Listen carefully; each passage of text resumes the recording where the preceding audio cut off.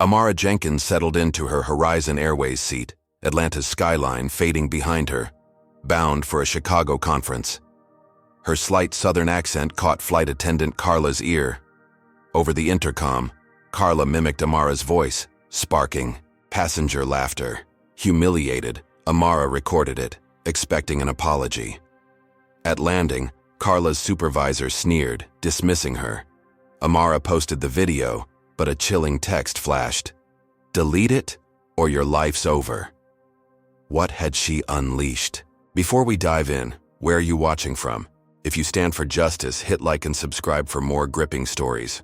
Amara Jenkins sat in her cramped Atlanta apartment, the glow of her phone screen casting shadows across her face as notifications pinged relentlessly. 24 hours after posting the Horizon Airways video, it had skyrocketed to 10 million views, a wildfire of outrage spreading across social media. Hashtags like Justice for Amara and Boycott Horizon trended nationwide, each post a dagger to the airline's polished image.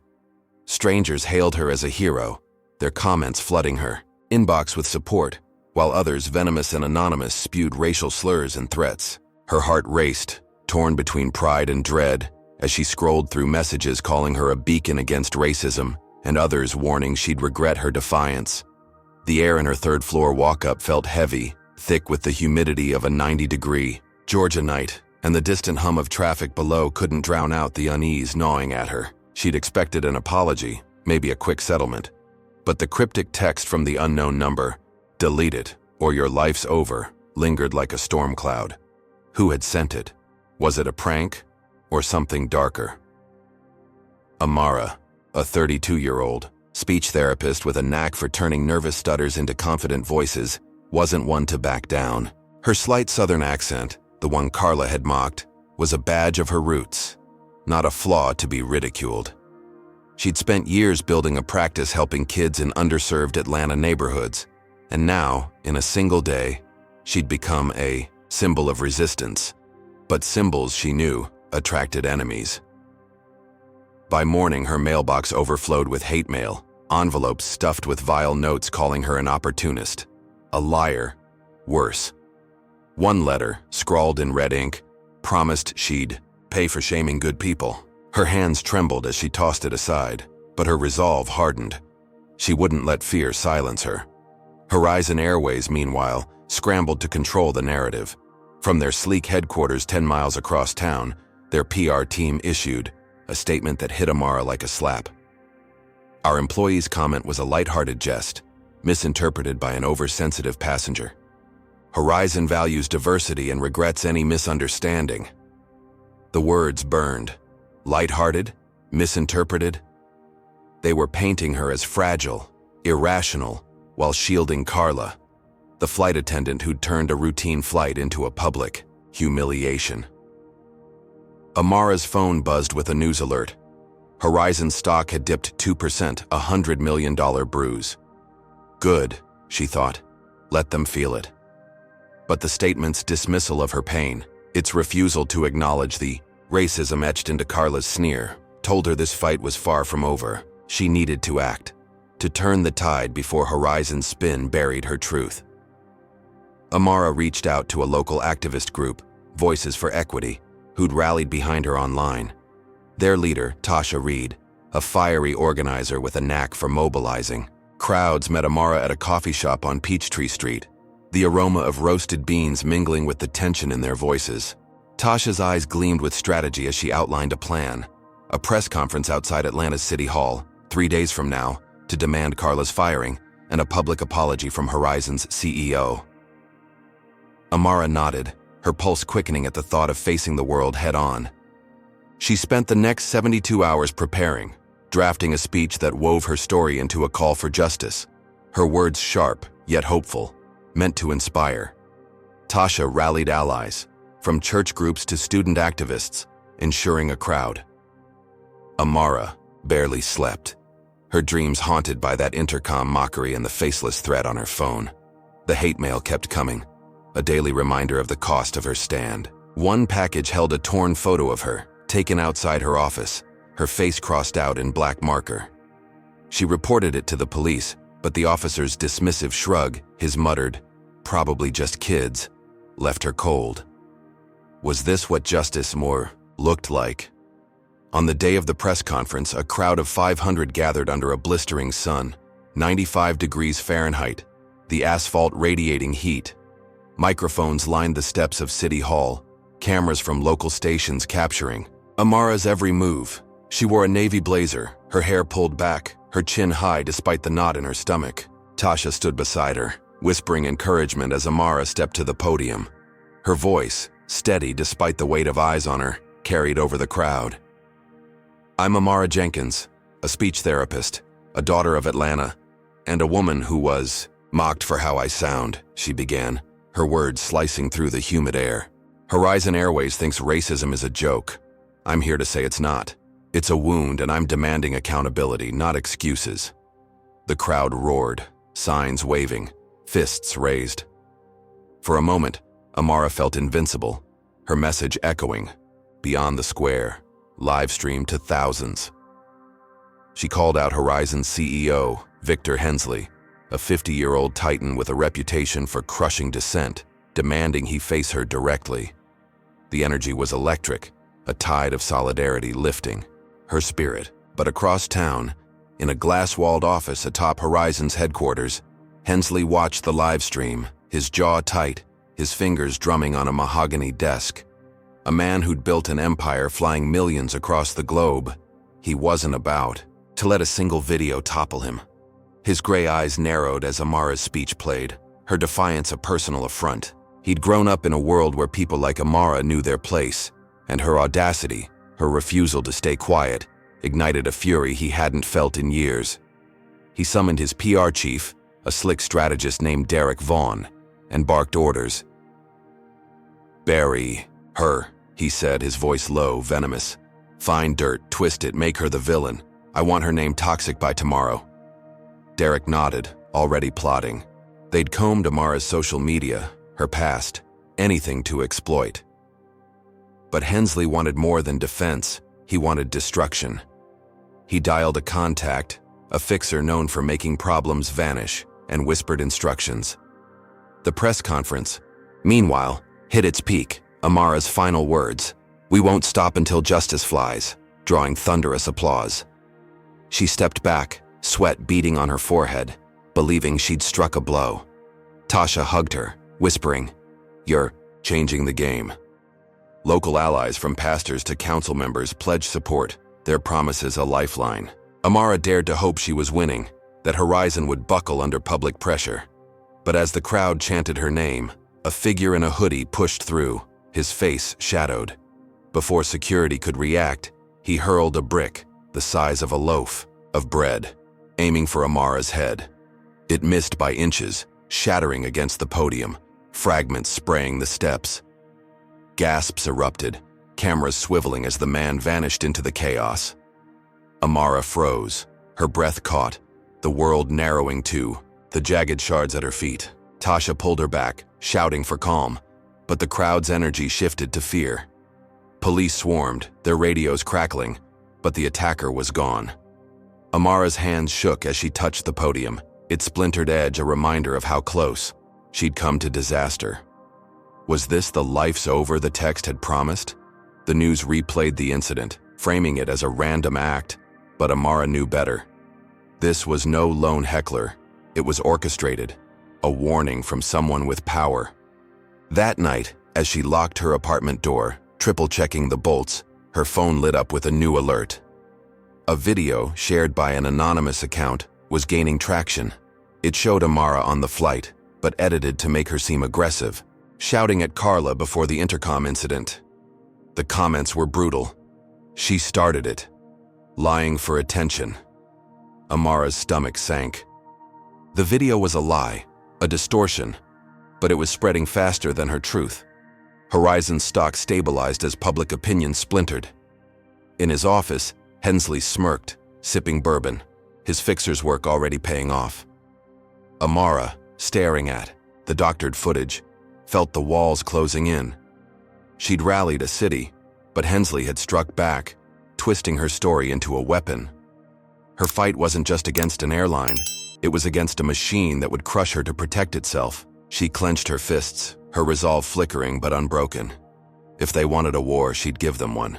Amara Jenkins sat in a dimly lit law office on Auburn Avenue, the heart of Atlanta's historic Black District, her fingers tapping nervously on a worn oak table. The doctored video from Victor Hensley's PR machine had turned half the internet against her, its lies branding her as the aggressor on that Horizon Airways flight. Her apartment, once a sanctuary, now felt like a cage, the hate mail piling up like a storm of venom. But Amara, 32, with a fire in her chest that no smear could douse, wasn't done fighting. She'd hired Maya Torres, a 40-year-old attorney with a reputation for taking on corporate giants, to sue Horizon for discrimination, seeking $3 million to make them bleed for their racism. Maya's office smelled of coffee and old books, a stark contrast to the 90-degree heat outside, where Atlanta's streets buzzed with summer energy. Maya, her dark hair pulled into a tight bun, laid out their strategy with precision. File the lawsuit in federal court, leverage the viral video's truth, and expose Horizon's pattern of bigotry. Amara nodded, her slight southern accent steady as she recounted the flight attendant's mockery, the supervisor's sneer, the threatening text.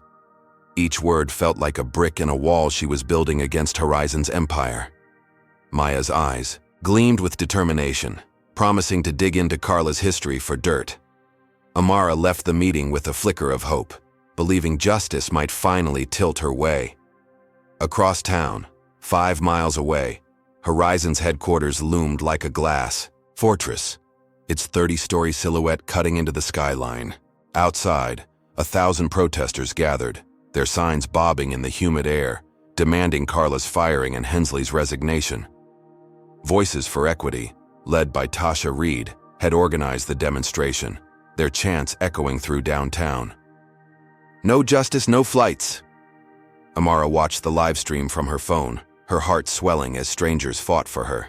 The protest, held under a blazing sun, 95 degrees Fahrenheit, drew news crews, their cameras capturing the crowd's fury. Horizon stock, already bruised, dipped another 3%, a $200 million sting. Amara dared to think she was winning, that the tide was turning.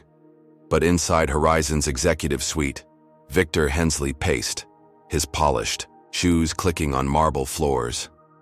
The 50-year-old CEO, with his silver hair and cold gray eyes, saw Amara's lawsuit as a personal insult, a challenge to the world he'd built. He'd grown up in a Georgia where power protected men like him, and he wasn't about to let a black woman unravel his legacy. His PR team's doctored video had slowed the bleeding, but the protest and lawsuit threatened more. Hensley didn't flinch. He picked up a secure phone and dialed a contact in the federal courthouse, a clerk named Randall Cobb, who owed him favors from years past. "Delay the case," Hensley growled, his voice like gravel. "Lose filings, misplace evidence, whatever it takes." Randall, sweating in his cubicle, agreed for a $50,000 wire transfer, his fingers already tampering with the docket. Hensley leaned back, smirking, confident his influence would choke Amara's fight before it began. Back at her therapy practice, Amara faced a new blow. Clients, spooked by the doctored video and online hate, canceled appointments, their voicemails citing concerns or scheduling issues. Her waiting room, once bustling with kids practicing their R's and S's, sat empty, the silence louder than any insult. She'd built her business from nothing, pouring her soul into helping Atlanta's underserved. But now her income dwindled, her savings draining like sand. Each cancellation felt like a betrayal, proof that Hensley's lies were working. She sat at her desk, the air conditioner humming, and stared at a photo of her mother, Lorraine, whose encouragement had pushed her through grad school. "Keep going," she whispered to herself, but the weight of loss pressed harder. Maya, meanwhile, worked tirelessly, her late nights fueled by black coffee and outrage. Digging through Horizon's employee records, she uncovered a goldmine. Carla had a history of complaints, 3 prior incidents of racist remarks to passengers, buried by Horizon's HR. One involved mocking a Latino family's accent, another a written warning for slurs against an Asian couple. Maya slammed her fist on her desk, the papers scattering. This was their ammunition. Proof Horizon protected bigots, She called Amara, her voice electric with urgency, and shared the findings. Amara's breath caught, a surge of hope flooding her. With this evidence, they could nail Horizon in court, expose their systemic rot. They filed an amended complaint, attaching Carla's record, and the media pounced, headlines screaming, "Horizon's racist cover-up." For a moment, Amara believed they'd turned the tables, that justice was within reach. The courtroom, a sterile chamber in Atlanta's federal building, became their battleground. On the hearing day, Amara sat beside Maya, her navy dress crisp despite the 80-degree morning. Supporters packed the gallery, their murmurs a quiet strength. Maya presented their case, her voice slicing through the room, detailing Carla's mockery and Horizon's denial. She submitted Carla's complaint history, each document a dagger to Horizon's defense. Amara's eyes locked on the judge, a 60-year-old man named Harold Vance, his face unreadable behind wire-rimmed glasses. She expected fairness, a chance to be heard. But Vance, secretly in Hensley's pocket, had other plans. Randall's tampering had already buried key filings, and Vance, with a $50,000 deposit in an offshore account, played his role. He leaned forward, his gavel a looming threat, and ruled against admitting Carla's complaint history, claiming it was irrelevant hearsay. Maya's jaw dropped, her objection cut off by Vance's sharp glare. Amara's stomach twisted as the judge dismissed their strongest evidence, gutting their case. The gallery gasped, supporters whispering in disbelief. Maya fought back, citing precedent, but Vance was immovable, his ruling a wall of corruption. The hearing ended with their lawsuit crippled, Horizon's lawyers smirking as they packed their briefcases. Amara walked out, the courthouse steps slick with morning dew, her hope shattered.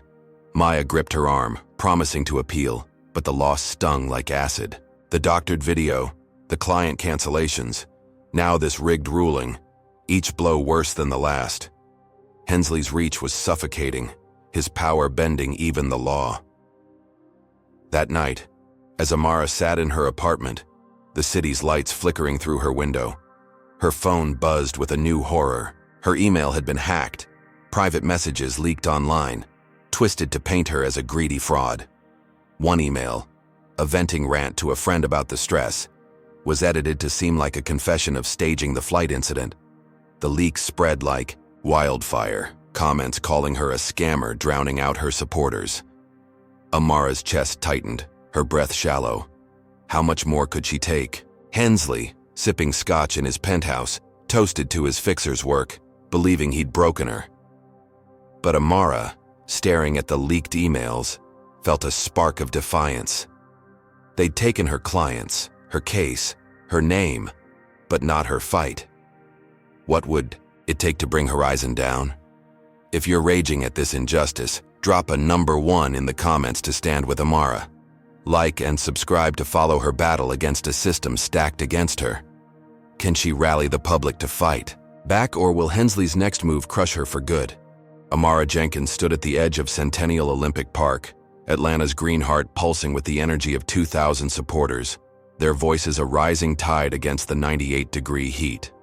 The leaked emails, twisted to paint her as a fraud, had fractured her allies, but Amara, 32, with a fire no lie could extinguish, refused to break. Her navy blazer clung to her skin, sweat beading as she gripped a megaphone, ready to turn the tide. Voices for Equity, led by Tasha Reed, had transformed the park into a stage, banners flapping in the humid breeze, demanding Horizon Airways accountability. Cameras from local stations lined the perimeter, their lenses glinting like vultures, circling a cause. Amara's therapy practice was crumbling, her clients gone, her name slandered, but this rally, this moment, was her chance to strike back. She'd spent 3 sleepless nights crafting a speech, each word honed to expose Victor Hensley, Horizon's CEO, as the architect of her pain.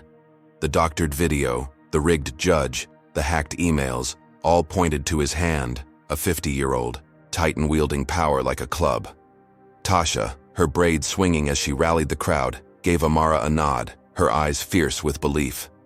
Amara stepped onto the makeshift stage, a wooden platform creaking under her weight, and raised the megaphone. Her slight southern accent, once mocked by Carla, now carried a strength that silenced the park. "I'm Amara Jenkins," she began, her voice cutting through the chatter. A woman who spoke up and got silenced. Horizon Airways isn't just a company. It's a machine that protects racists like Carla and men like Victor Hensley, who think they can crush us. The crowd erupted, fists pumping, their cheers a wall of sound. She laid bare Hensley's corruption, the bribed clerk, the buried evidence, her words painting him as a coward hiding behind wealth. "He thinks we'll quit," she roared, "but Atlanta doesn't back down." The park shook with applause, signs waving like battle flags. Local news live-streamed every second, the broadcast reaching 10,000 viewers, each click denting Horizon's stock another 2%, $150 million wound. Amara felt a surge of power, believing she'd lit a spark no one could douse. Her mother, Lorraine, watched from the crowd's edge, her 60-year-old face etched with worry. After the speech, she pulled Amara aside, her hands gripping her daughter's shoulders. "You're poking a bear," Lorraine whispered, her voice trembling. "A man like Hensley doesn't lose quietly. Stop before you get hurt." Amara hugged her, promising caution, but her heart raced with defiance. She'd faced hate mail, a thrown brick, a rigged court, and still stood. What could Hensley do that he hadn't already? Across town, in a penthouse, overlooking Atlanta's skyline, Hensley stared at his laptop, Amara's speech streaming live. His knuckles whitened around a crystal tumbler, the bourbon inside untouched. The 50-year-old CEO, whose empire spanned 30 countries, felt a rare sting of fear. Her words weren't just a challenge, they were a spotlight on his carefully guarded world. His gray eyes narrowed, the city's lights reflecting like a warning. He'd buried her evidence, smeared her name. But this rally, this public defiance, threatened to unravel everything. His stock was bleeding, shareholders whispering, his legacy cracking. He slammed the tumbler down, glass splintering, and called his fixer, a shadow named Marcus Kane. "Hire Blackwater Security," Hensley snapped, his voice a low growl. "Disrupt that rally, make it chaos, pin it on her. I want her running." Marcus, a former mercenary with a scar across his jaw, nodded, already dialing a team. Hensley leaned back, his smirk returning. Amara wanted a war? He'd give her one she'd never forget. Back at the park, the rally hit its peak, Amara stepping off the stage to chants of her name. Tasha hugged her, whispering, "You've got them, girl." Supporters swarmed, offering water, prayers, promises to boycott Horizon. Amara's chest swelled, the weight of the past weeks lifting. The media coverage was relentless, anchors praising her courage, analysts noting Horizon's stock dip now 10% down, a $500 million hit. She dared to believe she'd turned the corner, that Hensley's grip was slipping. But as the crowd sang a gospel anthem, a low hiss cut through the harmony. Canisters clattered across the grass, spewing tear gas, their clouds choking the air. Screams erupted, the park dissolving into panic. Amara's eyes burned, her throat seizing as she stumbled, Tasha pulling her toward cover. Masked figures in black, Blackwater's hired guns, moved like wolves, tossing more canisters, their boots crunching gravel. The gas stung like 1,000 needles, supporters collapsing, coughing, children wailing. Cameras caught the chaos, broadcasting the horror to millions. Amara, gasping behind a tree, saw police swarm, their batons raised, not to help but to kettle. The crowd. A officer spotted her, his radio crackling, and shouted, "Jenkins, freeze!" Her heart stopped. How did they know her? She ran, legs pumping, dodging bodies, the gas blurring her vision. Tasha grabbed her hand, guiding her through an alley, the stench of smoke and fear thick. They hid behind a dumpster, hearts pounding, as sirens wailed. Amara's mind raced, the rally's triumph now ashes. Dozens were injured, some arrested, the news already spinning it as a violent protest. She'd escaped, but barely, her lungs raw, her hope gutted. That night, safe in Tasha's apartment, 10 miles from the park, Amara watched the news, her face plastered as a person of interest. A breaking alert hit, a warrant for her arrest, issued by Atlanta PD, claiming she'd incited a riot. The charge was a lie, a fabrication, but it carried Hensley's fingerprints. His security firm had turned her rally into a trap, and now the law was his weapon. Horizon's stock stabilized as the narrative shifted. Amara painted as a chaos maker. She sat on Tasha's couch, the city's pulse faint through the window, her mother's warning echoing. Lorraine had been right. Hensley wasn't just fighting. He was hunting. The tear gas, the warrant, each blow worse than the last proved he'd stop at nothing. Amara's hands shook, not from fear but rage. She'd rallied a city, only to be framed as a criminal. Her practice was gone, her name poisoned. Now her freedom hung by a thread. Tasha handed her a burner phone, whispering, "We need to move." Amara nodded, her jaw tight. Hensley thought he'd won, but she wasn't done. She'd find a way to fight, to expose him, even if it meant running. Where could she hide from a man who turned justice into a weapon? Amara Jenkins crouched in the back of a rusted pickup truck, the Georgia night wrapping her in a blanket of cricket chirps and 90-degree humidity. The tear gas scars on her lungs ached, the arrest warrant branding her a rioter still burning in her mind. Tasha had driven her 90 miles from Atlanta to a safe house, a crumbling farmhouse hidden in a pine forest, its weathered boards creaking under a sagging roof. Amara, 32, felt the weight of her shattered life, her therapy practice gone, her name a headline for all the wrong reasons. But her eyes, glinting with defiance, refused to dim. She wasn't a fugitive by choice, but she'd be a fighter by will. Tasha handed her off to Jamal Carter, a 28-year-old hacker with a shaved head and a laptop that could crack empires. His safe house, lit by a single bulb dangling from a frayed cord, smelled of mildew and motor oil, a far cry from Atlanta's bustle. Jamal, a Voices for Equity ally, had dodged his own battles with racist cops, his quick grin hiding a steel resolve. "We're ghosts now," he told Amara, his fingers flying over keys, "but ghosts can haunt." She nodded, her slight southern accent steady as she outlined her plan. Expose Victor Hensley's deeper crimes, the ones behind the doctored videos, the bribed judge, the tear gas chaos. Horizon Airways' CEO, a 50-year-old puppet master, wasn't just protecting his airline, he was shielding something bigger. Jamal's screen glowed with encrypted files, his hacks probing Horizon's servers like a thief in the dark.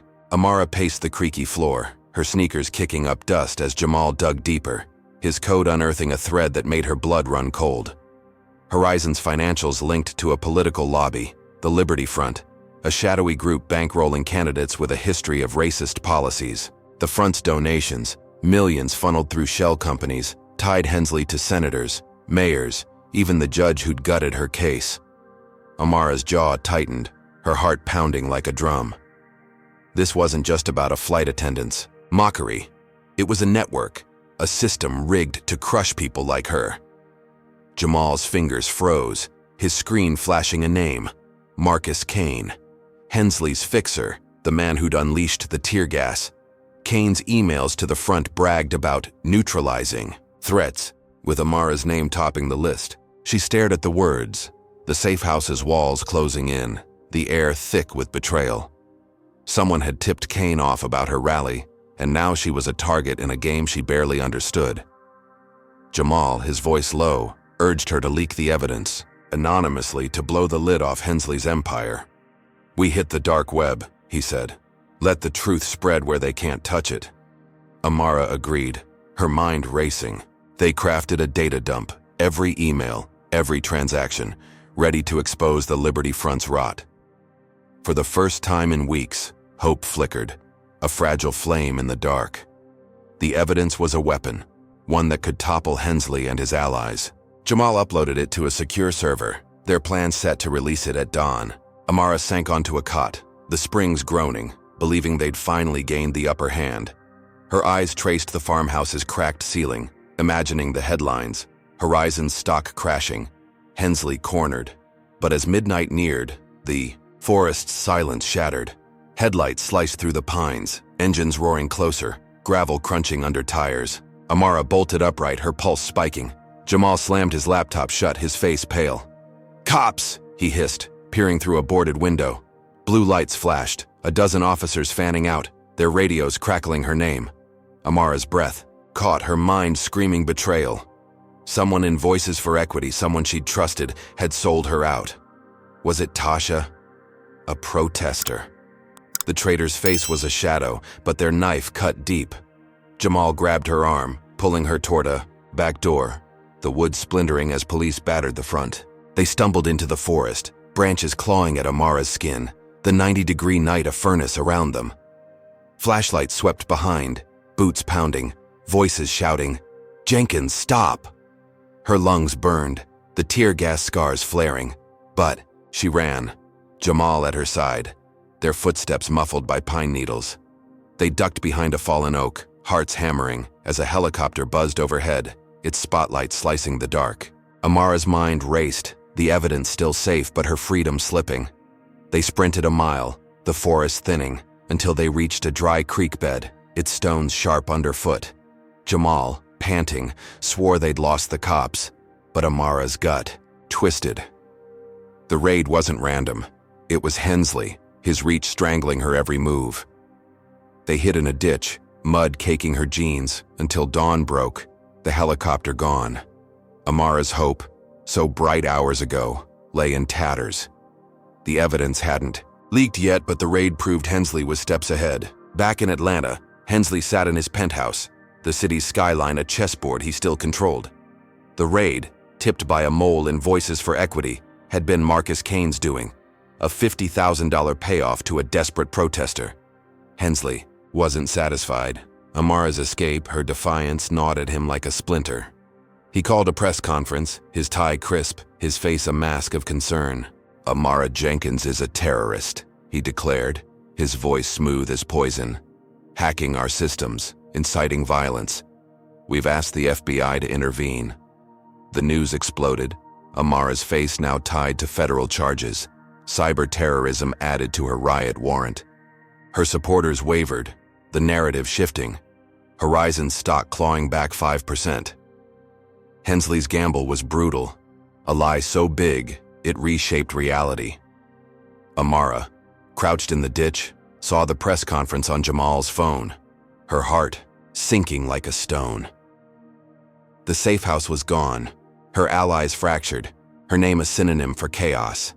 The evidence, still unleashed, was her only card left, but the traitor's betrayal meant nowhere was safe. She looked at Jamal, his face bruised from a branch, and whispered, "We leak it, no matter what." He nodded, his eyes fierce. Hensley's charges, his raid, each blow worse than the tear gas, proved he'd burn the world to stop her. But Amara, mud-streaked and hunted, felt a spark ignite. She'd lost everything, but not her fight. She'd exposed the Liberty Front, even if it cost her life. How could she outrun a system that hunted her like prey?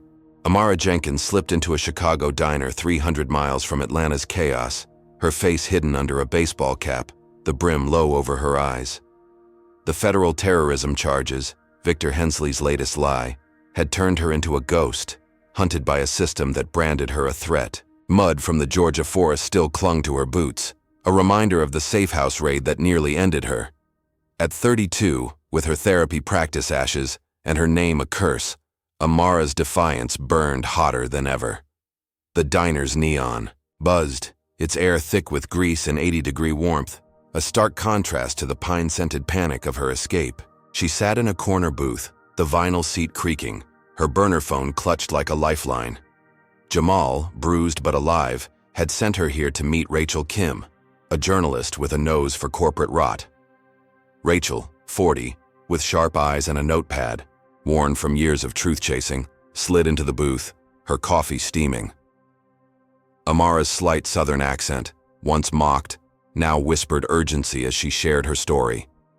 The flight attendant's cruelty, the doctored video, the bribed judge, the tear gas, the Liberty Front's racist web. She slid a USB drive across the table, its files holding Jamal's hacked evidence, proof of Hensley's ties to a political lobby bankrolling hate. Rachel's fingers tightened around the drive, her jaw set.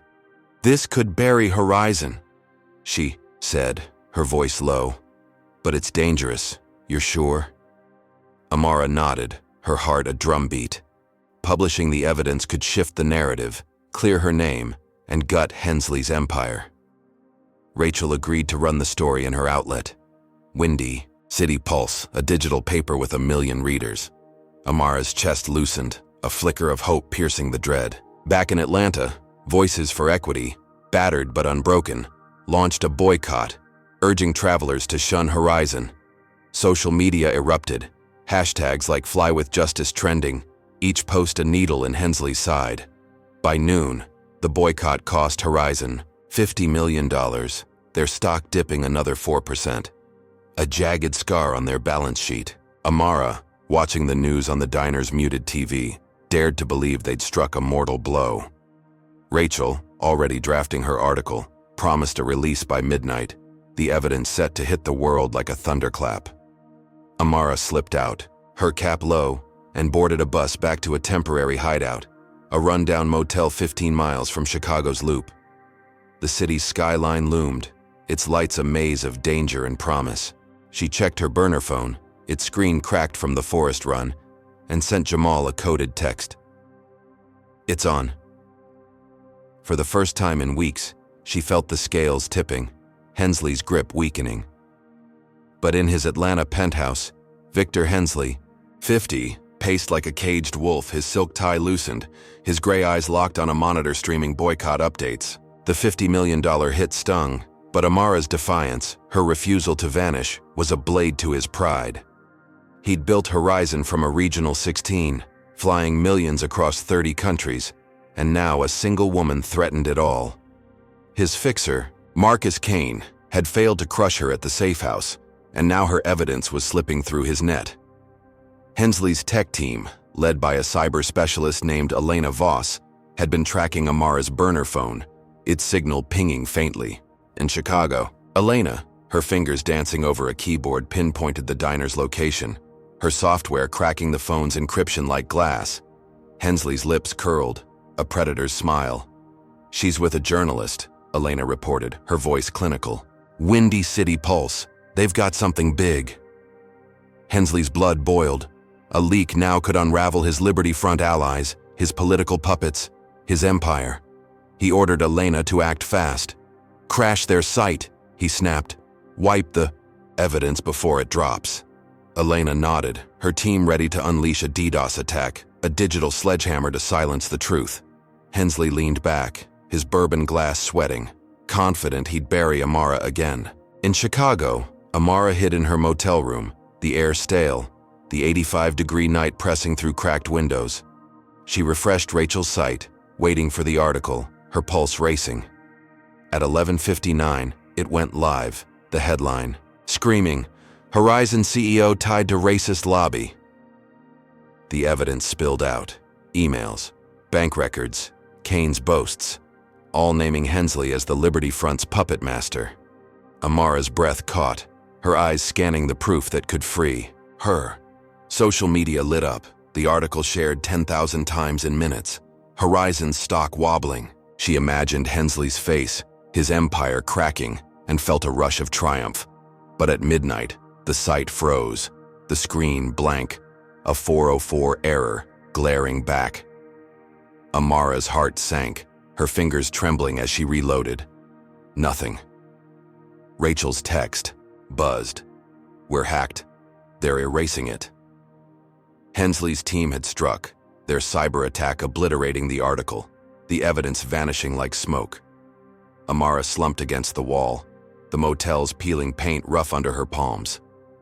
The boycott's momentum stalled, doubters resurfacing, her terrorism label sticking. Hensley's reach, his ability to bend truth, was a noose tightening. In Atlanta, his stock steadied, the crisis averted, his allies safe. But his victory was hollow. Amara's name still a thorn. He called Elena, his voice ice. "Plant something," he said. "Make her untouchable." Hours later, a new leak hit. Drugs allegedly found in Amara's safe house, photos of baggies splashed across news. The story painted her as a dealer, a terrorist, a fraud, each lie sharper than the last. Amara saw it on her phone, her motel room spinning, the 80-degree air suffocating. The drugs were a plant, Hensley's cruelest blow yet. Worse than the hacked site, designed to destroy her forever. Her hope, so bright at the article's release, lay in shards. Rachel vowed to fight, to restore the article. But Amara felt the walls closing. She'd trusted the truth to save her, but Hensley's machine was relentless, each strike more vicious. Her eyes burned, not with tears, but fury. She'd lost her practice, her name, her safety, but not her will. She'd find another way, confront Hensley head-on if she had to. If the system was his weapon, how could she turn it against him?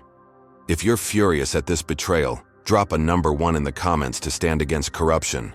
Like and subscribe to follow Amara's fight for justice. Can she confront Hensley and expose his lies, or will his next strike be her end? Amara Jenkins pushed a mop across the polished marble floor of Horizon Airways Atlanta headquarters, her heart thumping like a war drum beneath a borrowed janitor's uniform. The drug plant lie, Victor Hensley's latest strike, had painted her as a dealer, a terrorist, her face plastered on every newsstand 300 miles from Chicago's diner. At 32, with her therapy practice a memory and her freedom a whisper, Amara's resolve was iron. The 30-story tower, its glass walls gleaming under Georgia's 80-degree dusk, was Hensley's fortress. But she'd slipped inside, a ghost in plain sight. Her cap hid her face, her slight southern accent silenced as she blended with the cleaning crew, their chatter a shield. The hacked evidence, erased by Hensley's cyber attack, had been a gut punch, but Amara wasn't done. Jamal, recovering in a Chicago hideout, had sent her a tip. Hensley worked late, his office a vault of secrets. If she could catch him off guard, record his truth, she could flip the script. Her mop sloshed, the ammonia sting sharp in her nose. As she rode the service elevator to the 30th floor, her burner phone tucked in her pocket, its camera ready. The elevator dinged, doors sliding open to a hallway lined with mahogany panels, the air cool and sterile. Amara's pulse raced, her sneakers silent on the carpet, the weight of the past months, the mockery, the tear gas, the raids, pressing, like a storm. She'd lost her clients, her name, her safety, but not her fight. A security guard passed, his radio crackling, and she ducked her head, the mop her alibi. Hensley's office loomed, its frosted glass door etched with his name, a throne for a 50-year-old king who'd crushed her at every turn. She slipped inside, the lock picked with a trick Jamal taught her. The room dark except for city lights spilling through floor-to-ceiling windows. Papers littered a desk, a laptop hummed, and a bourbon bottle sat half empty, its amber glow a taunt. Amara's breath hitched, her fingers trembling as she hid behind a leather couch, its scent rich and cold. Footsteps echoed, heavy and deliberate, and Hensley entered, his silver hair catching the light, his tie loose. He sank into his chair, muttering to a phone. "She's finished, Marcus." The drugstore's airtight. Amara's blood boiled, her phone recording as she edged closer, the carpet muffling her steps. She stood, bold and unyielding, and flipped on the light. Hensley froze, his gray eyes widening, the phone clattering to the desk. "You," he spat, his voice venom. Amara, her cap off, her face bare, held her phone high, its red dot steady. "Say it, Victor," she said, her accent a blade. "Admit what you did to me, to Carla's victims, to the Liberty Front." Hensley laughed, a cruel bark, but his arrogance betrayed him. "You're nothing," he sneered, leaning forward. "A loudmouth who thought she could play with power. I protected Carla because she's one of us, not like you people who don't belong in my world. The Front? They're patriots, and you're a pest I'll squash again." His rant, laced with slurs and boasts of bribes, poured out each word, a nail in his coffin. Amara's heart soared, the recording capturing his confession, a weapon sharper than any she'd held.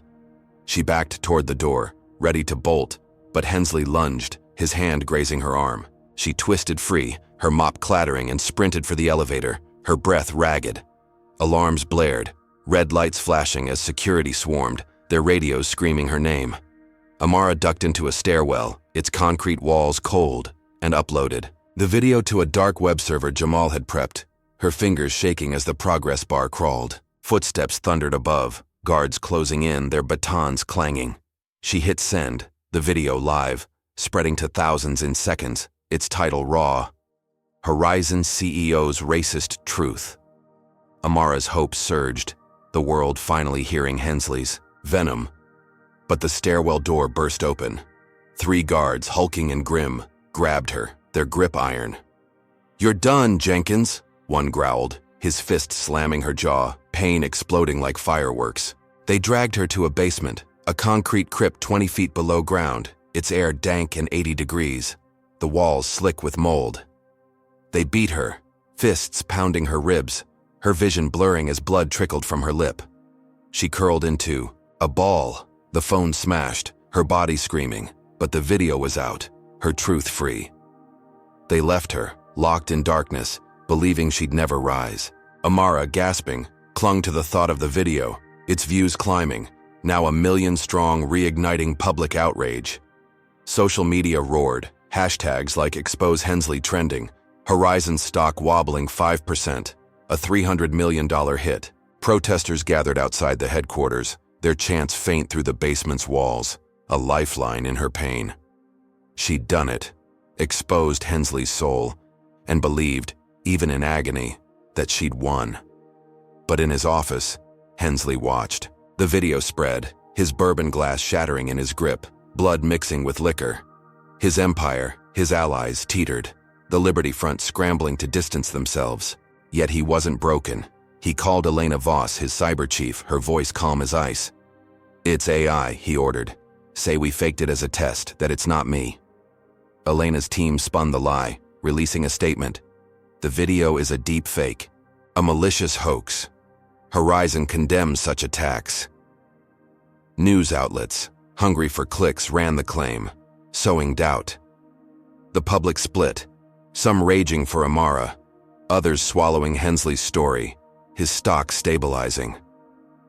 Amara, slumped in the basement, heard a guard's radio repeat the deepfake claim, her heart sinking like lead. The video, her sacrifice, was being erased, Hensley's machine twisting truth again.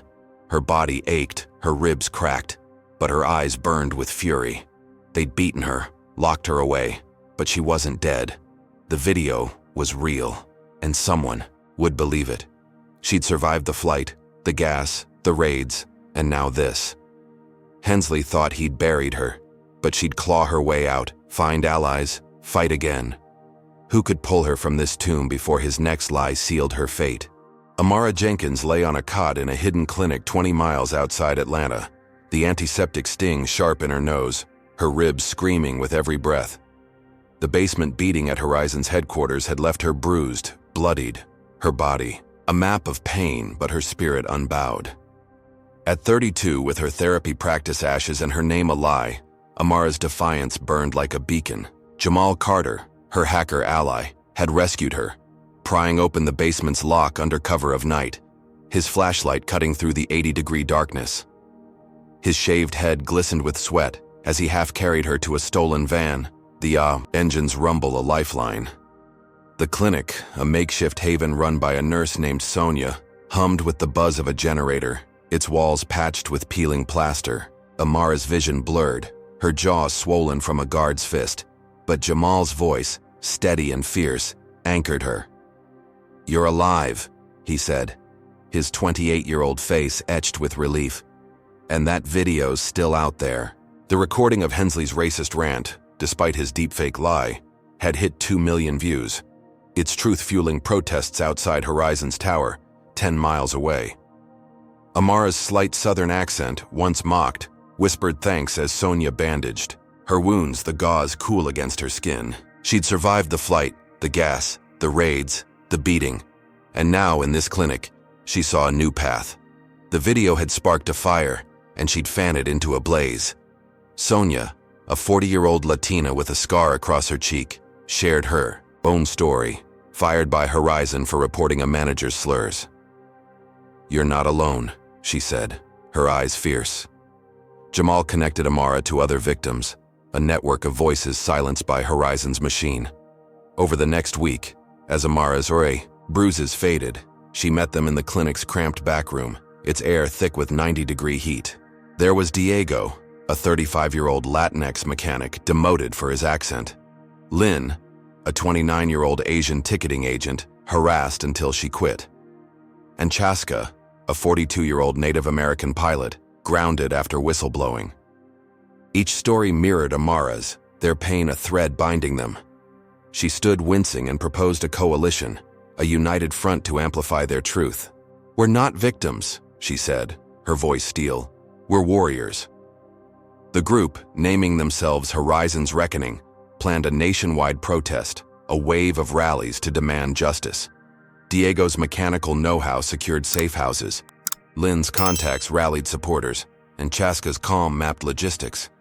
Jamal, his laptop glowing, spread their call online, hashtags like "Reckoning Now" trending. Amara's heart swelled, her cot creaking as she leaned forward, believing they could break Hensley's empire. The protests, set for 10 cities, gained traction, with 10,000 pledging to march. Horizon's stock, already battered, plummeted.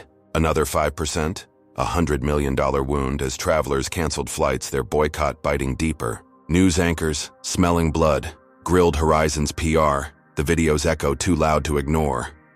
Amara, her ribs taped, felt a rush of power, the coalition of family forged in pain. She imagined the rallies, a sea of signs, her truth finally winning. But in his Atlanta penthouse, Victor Hensley, 50, watched the stock ticker with a scowl, his bourbon untouched, the city's lights a taunt. The video, despite his AI lie, was a splinter in his side, the protests a growing storm.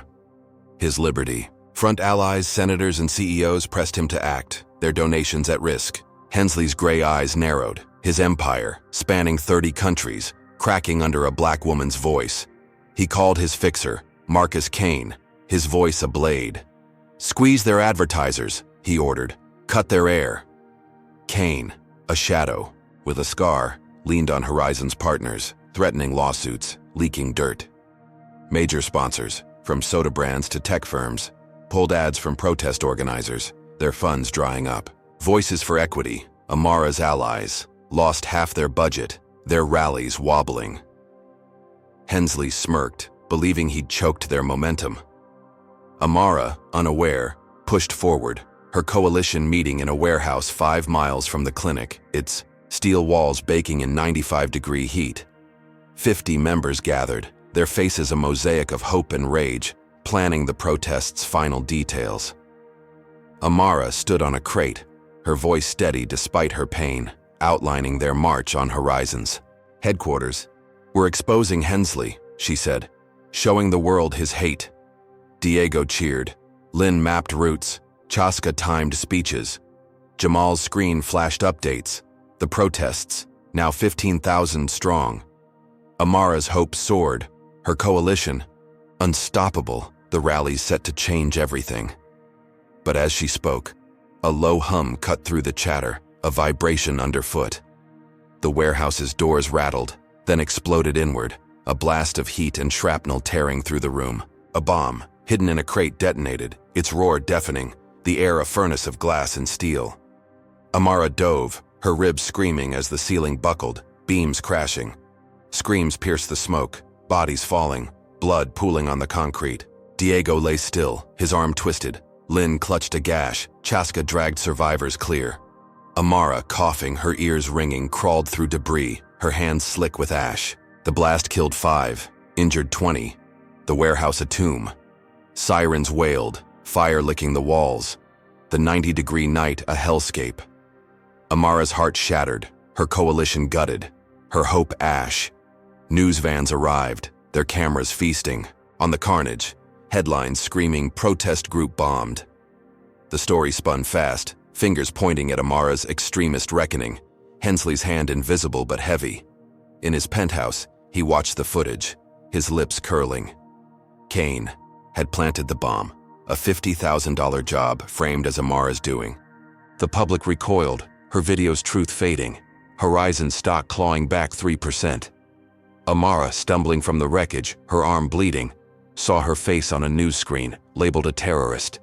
The bombing, worse than the beating, was Hensley's cruelest strike, turning her coalition into a target. She helped Chaska carry Lynn to safety, her legs shaking, her mind reeling. The rallies, her family, her fight all teetered. Hensley thought he'd won, but Amara, bloodied and broken, felt a spark flare. She'd lost lives, allies, Hope, but not her will. She'd rebuild, expose him, even if it meant her end. Where could she turn when the world saw her as the villain? Amara Jenkins slumped in a Miami safe house 800 miles from Atlanta's wreckage, her arm bandaged, her heart heavy with the warehouse bombing's toll. The explosion, Victor Hensley's deadliest strike, had killed 5 of her coalition, branded her an extremist, and left her coalition Horizon's Reckoning in tatters. At 32, with her therapy practice gone and her name a synonym for terror, Amara's defiance was a flickering ember. The safe house, a cramped apartment above a Cuban bakery, smelled of sugar and 85-degree sweat. Its windows shuttered against the Florida sun. Jamal Carter, her hacker ally, sat at a folding table, his laptop casting a blue glow, his bruises from the Georgia raid fading, but his eyes sharp.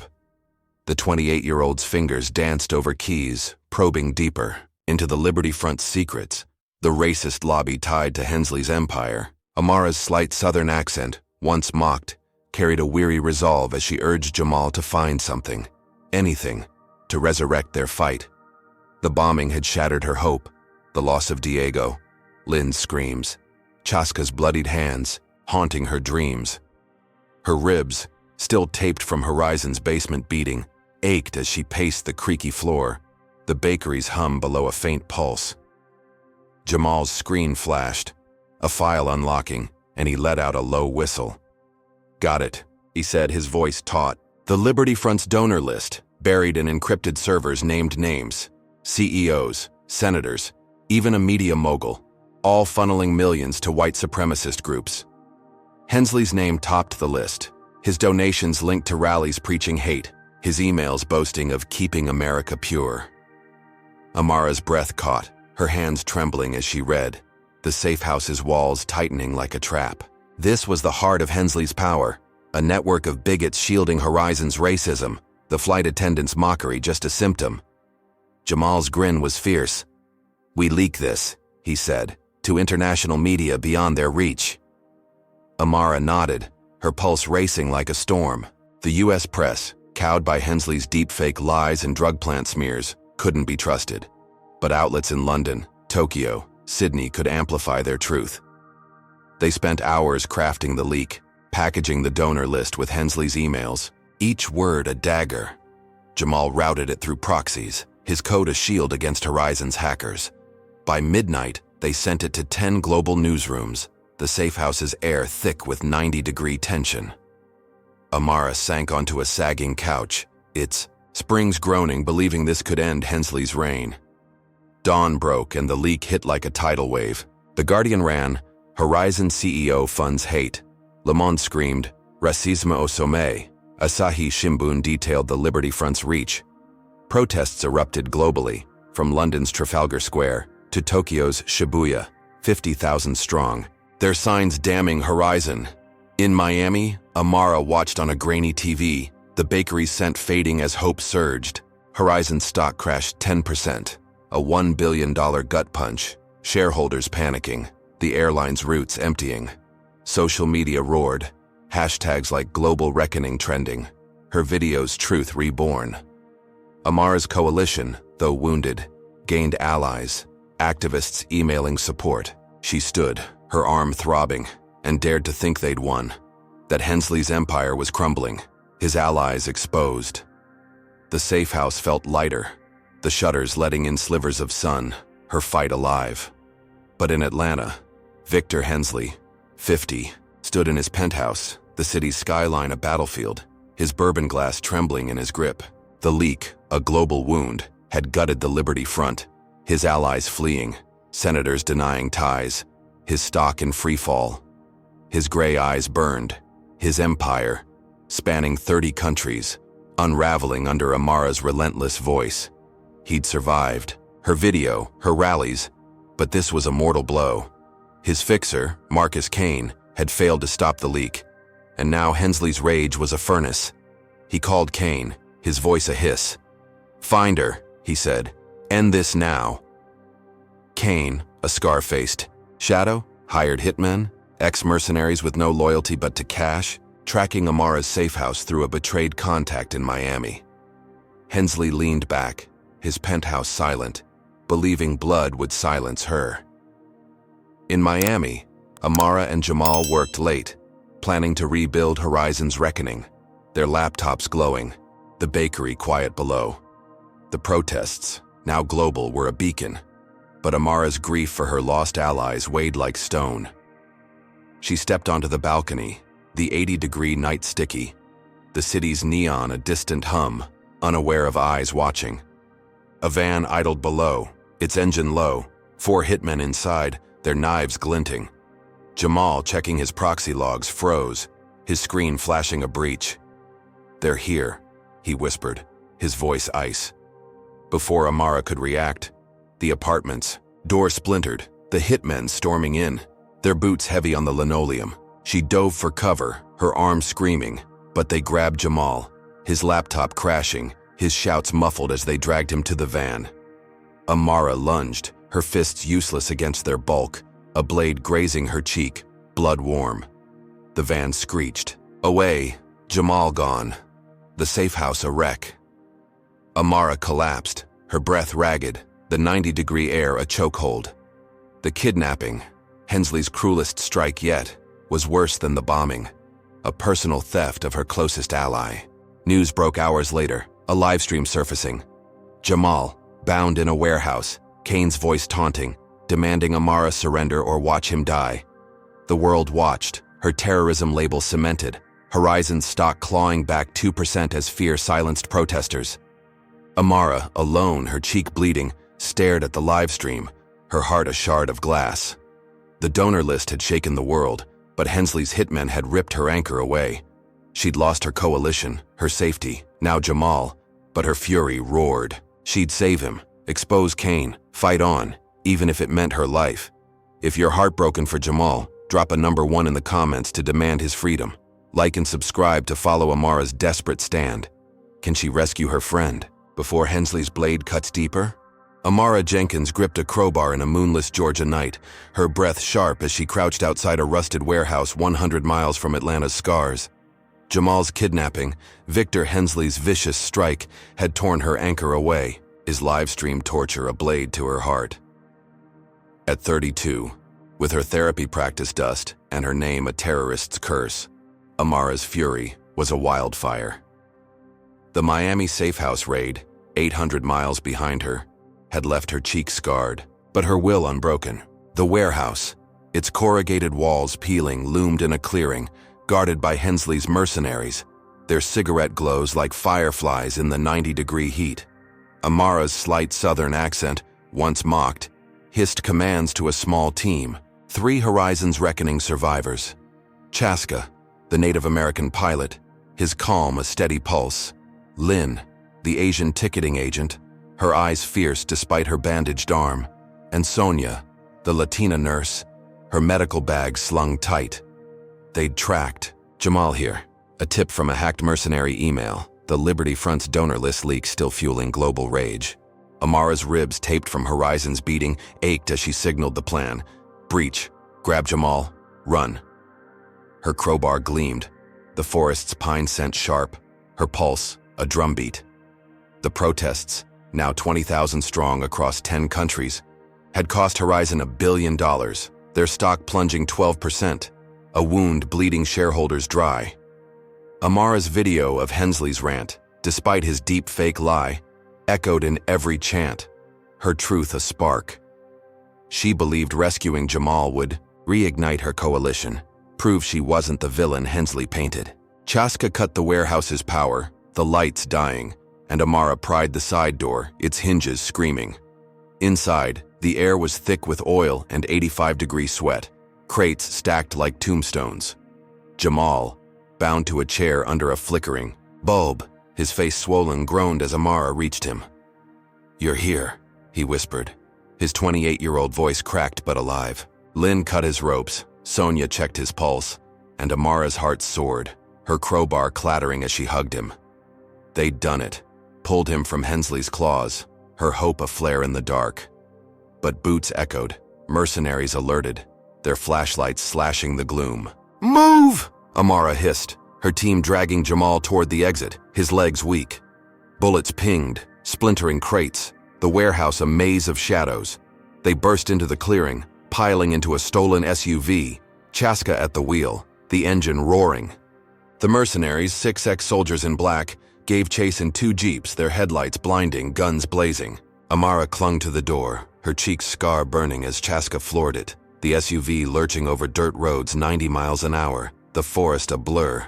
Lynn fired a flare gun, its red arc distracting a jeep, which swerved into a ditch, metal crunching. Sonia bandaged Jamal's cuts, her hands steady despite the chaos. Amara's mind raced, the global protests a distant roar.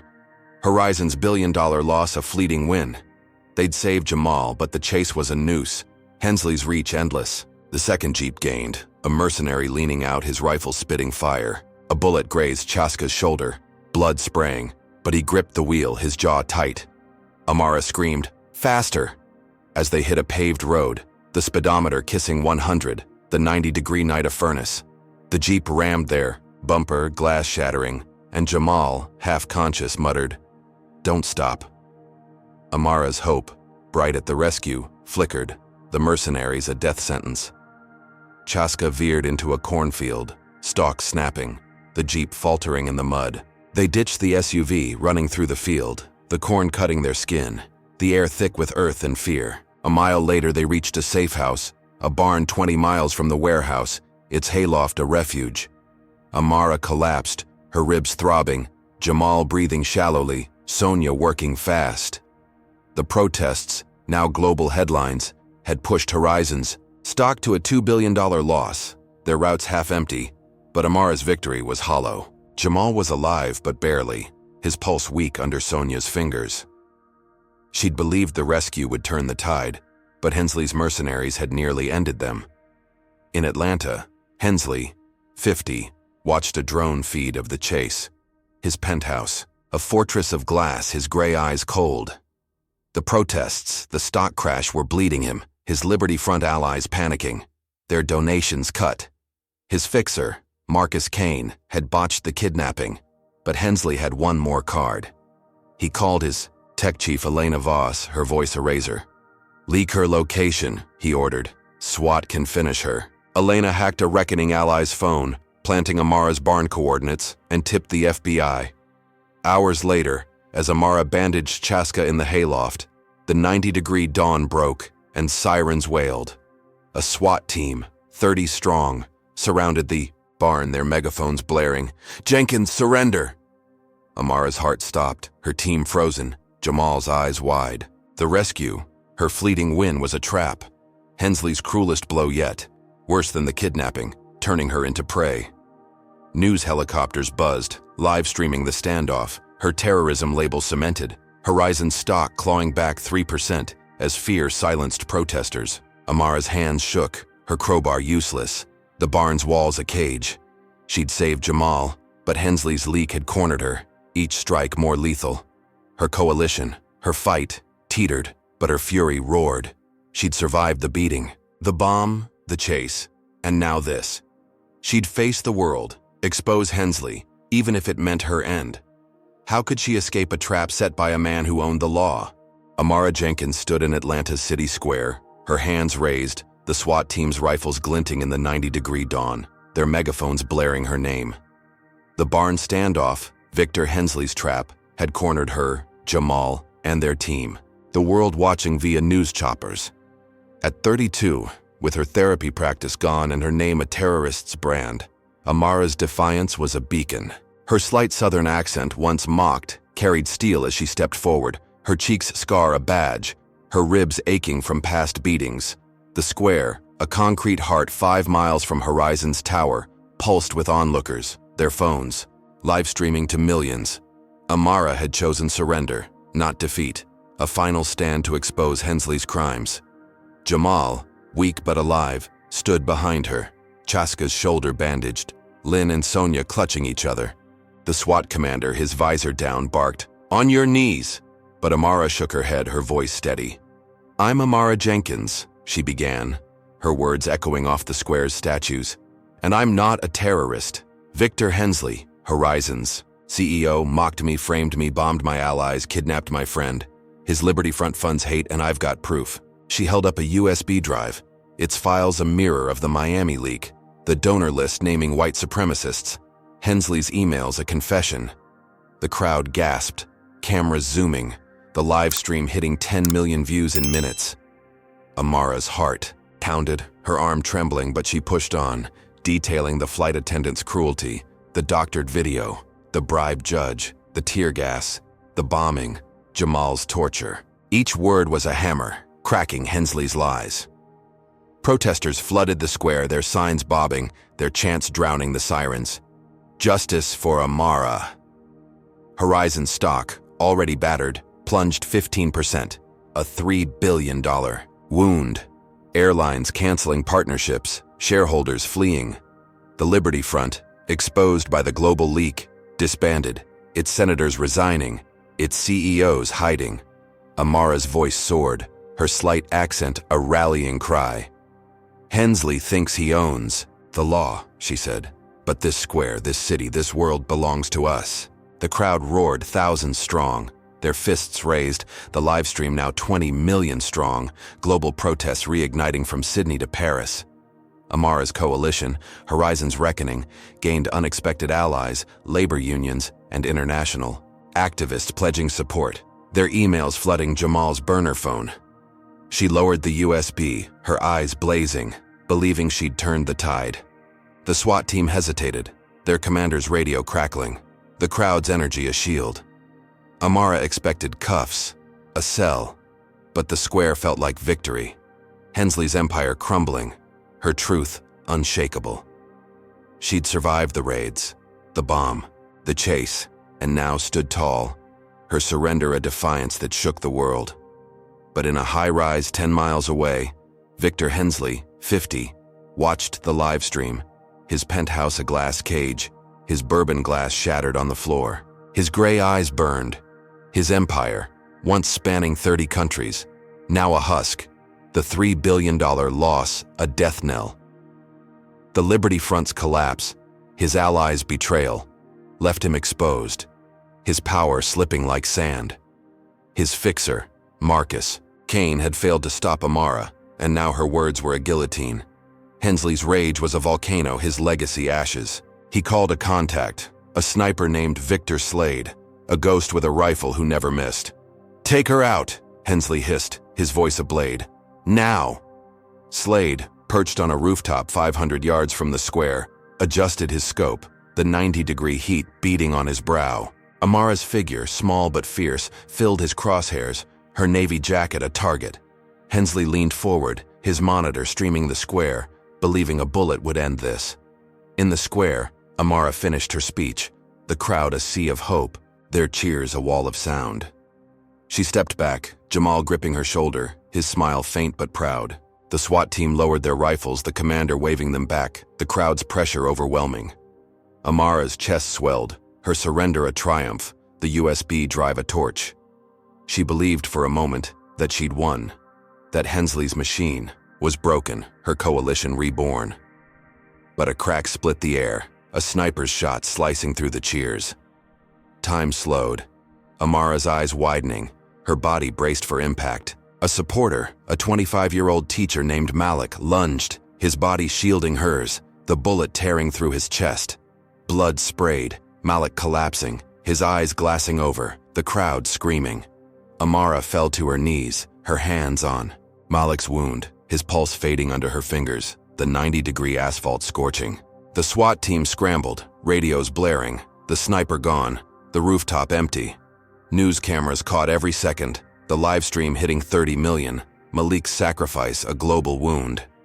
Amara's heart shattered, her breath a sob, Malik's blood staining her hands. The square, moments ago a victory, was now a grave. Hensley's sniper a dagger worse than the bombing, the kidnapping, a personal theft of an innocent life. Protesters wailed, their signs dropping, the USB drive forgotten in the chaos. Horizon stock steadied, the sniper's shot sowing fear, the Liberty Front's collapse overshadowed. Hensley, watching, smirked, his flight booked to a private island, his escape a taunt. He'd lost billions, allies, but Amara's pain was his win, her coalition fractured, her terrorism label sealed. Slade's bullet, a $50,000 job, had done its work. Malik's death a message. Defy and die. Amara, cradling Malik, her hands trembling, saw his eyes close, his sacrifice a weight she'd carry forever. The SWAT team closed in, their cuffs ready, but the crowd surged, shielding her, their voices a shield. She stood, her face streaked with tears and blood, her fury a furnace. She'd exposed Hensley, cost him $3 billion, but his sniper had stolen a life, each strike more cruel. Her coalition, her fight, hung by a thread, but her will roared. She'd chase Hensley, end his lies, even if it meant her life. How could she honor Malik's sacrifice when a killer still walked free? Amara Jenkins stood on a rocky shore 2,000 miles from Atlanta's bloodied square, the Caribbean sun scorching her scarred cheek, the 90-degree heat a pulse against her skin. Malik's death, Victor Hensley's sniper strike, had shattered her heart, but not her will. At 32, with her name cleared of terrorism charges, Amara's defiance roared like a storm. Her slight southern accent, once mocked, carried iron as she tracked Hensley to this private island, a billionaire's hideout ringed by turquoise waves. The city square's live stream, her USB drive's truth, had toppled Horizon Airways. Its bankruptcy a headline, a $3 billion collapse that grounded its planes. Her therapy practice, reborn with donations from global supporters, thrived, her Atlanta office bustling with kids mastering their words. Horizon's reckoning, her coalition, had rebuilt, its ranks swollen with thousands. From union workers to international activists, their protests a global tide. Amara's ribs, healed from Horizon's beating, still ached with memory. The bombing, the chase, Jamal's torture, Malik's sacrifice, each wound a fuel. She'd traced Hensley through a hacked email, his flight logged by a reckoning ally, a pilot named Chaska, now 42, his calm a guide. Jamal, recovered but limping, had hacked the island's security, his laptop a key to Hensley's lair. Lynn and Sonia, their scars a badge, stayed in Atlanta, rallying the coalition. Amara, alone but fierce, had boarded a smuggler's boat, its hull creaking, the ocean's salt spray stinging her eyes. The island, a lush fortress 10 miles wide, hid Hensley's villa, its white walls gleaming under palm shadows. She slipped ashore, her boots sinking in sand, a knife strapped to her thigh, her burner phone recording. The global protests now, 50,000 strong, had gutted the Liberty Front, its senators jailed, its CEOs exposed, but Hensley's escape was a taunt, his sniper's bullet a ghost in her dreams. Amara's therapy practice a beacon of hope, funded safe houses, her coalition's network a shield. Horizon's bankruptcy, a victory, felt hollow while Hensley breathed. She crept through the jungle, its vines thick, the 85-degree air heavy with jasmine and danger. Her heart pounded, the villa's guards patrolling, their rifles glinting. She scaled a wall, her hands raw, and slipped inside. The marble floors cool, the air conditioned to 70 degrees, a stark contrast to the island's heat. Hensley's office, a glass-walled throne, held him, 50, his silver hair thinning, his gray eyes hollow. He sat at a desk, a laptop streaming stock charts, his bourbon untouched, his empire dust. Amara stepped forward, her knife gleaming, her phone's red dot steady. "It's over, Victor," she said, her accent a blade. "Your airline's gone, your front's dead, you're done." Hensley laughed, a bitter rasp, his hands raised, no fear in his stare. "You think you've won?" he sneered, his voice venom. "I'm a pawn, Jenkins. The real power, a global network. Funds hate bigger than the front. They're everywhere. Banks, governments, media, and they'll crush you." Amara's breath caught, her phone capturing his words. A revelation, dwarfing her fight.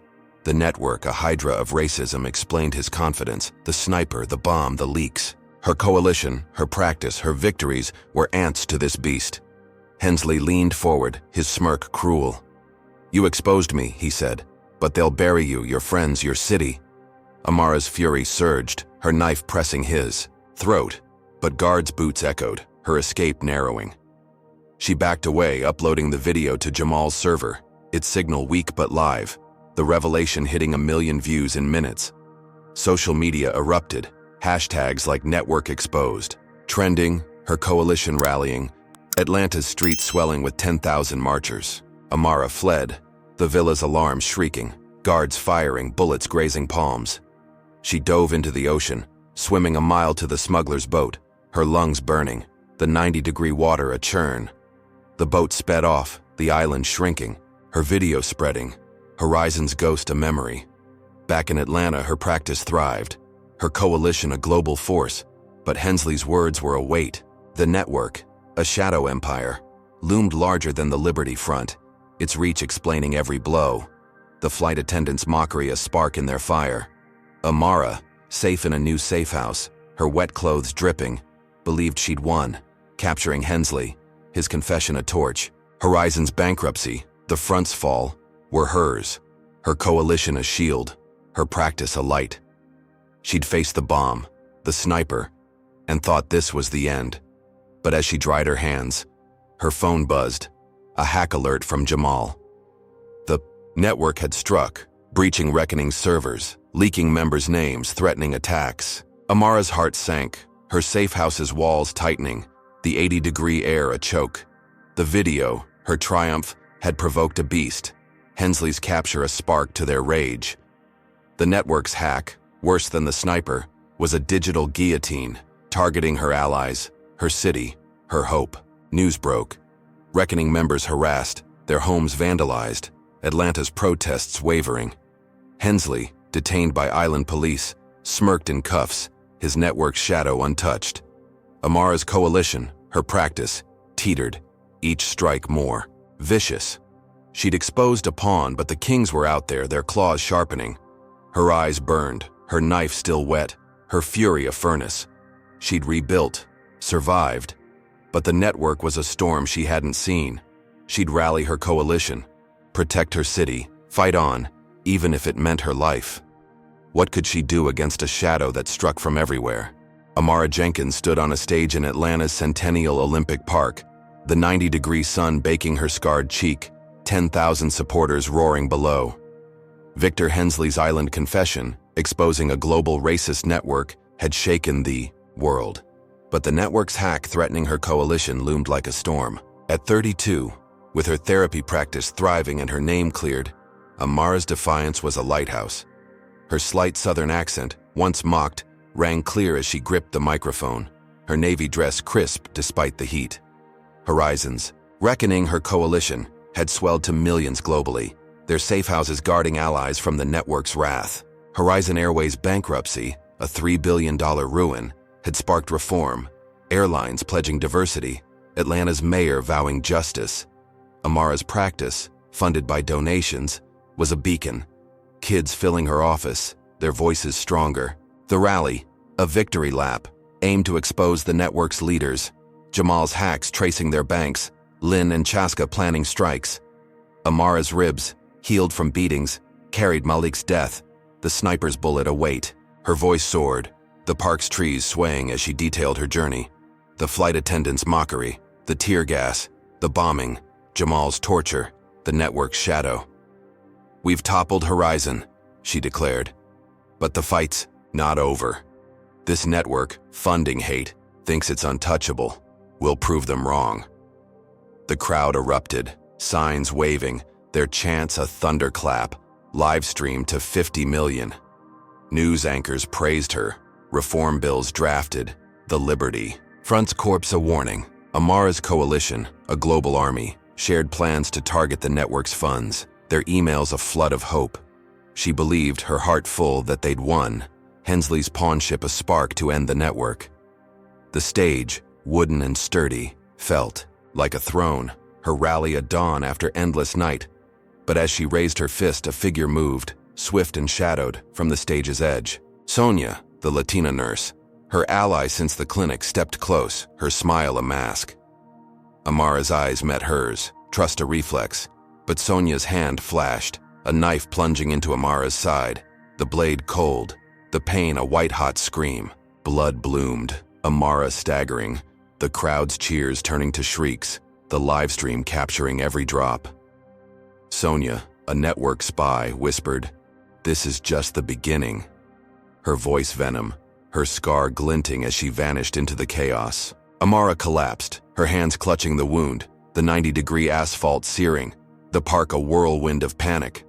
Supporters rushed the stage, Jamal's cry piercing, Chaska tackling a guard, Lynn sobbing. The knife, a betrayal worse than the sniper, the bomb, was the network's cruelest blow, a trusted friend their weapon. News helicopters buzzed, the betrayal global, Amara's coalition reeling, the reform bills wavering. Her vision blurred, the crowd's faces fading, her blood pooling. She'd toppled Horizon, exposed the network, but Sonia's blade, her whispered threat, proved the fight was endless. Amara's heart slowed, her fury a dying ember, but her will clung, a whisper of fight. The network's shadow, its spies everywhere, had struck her down, but her coalition lived, her truth burned. Was this the end? Or would her fall ignite a fire to burn the network's heart? The saga of Amara Jenkins in Flight Attendant mocks black woman's accent, Company loses 3B, unveils profound truths about systemic racism and resilience. Amara's journey, sparked by a flight attendant's cruel mockery, reveals how a single act of prejudice can ignite a battle against a vast, entrenched network of hate. Her defiance against Victor Hensley's Horizon Airways, costing them $3 billion, teaches that individual courage can shake empires. Yet, the escalating injustices, doctored videos, tear gas, bombings, and a trusted ally's betrayal, show that systemic racism is a hydra, its heads regrowing with every strike. Amara's coalition, Horizon's reckoning, proves unity can amplify a single voice, toppling giants like the Liberty Front. But the global network's shadow warns that victory is never final. Her thriving therapy practice, reborn from ashes, symbolizes hope's persistence, even when betrayal cuts deep. The story's heart lies in Amara's refusal to break, her scars a map of survival through raids, chases, and stabbings. It challenges us to confront racism in our own spaces, to question who pulls the strings behind prejudice, and to stand firm despite betrayal. Malik's sacrifice and Sonia's knife remind us that trust can be a weapon, but resilience is a shield. This tale urges us to build coalitions, expose hidden networks, and fight on, no matter the cost. What's one way you've stood up to injustice in your life? Drop it in the comments, hit like, subscribe, and share to spread Amara's fight. Thank you for joining this journey. Here's to courage that changes the world.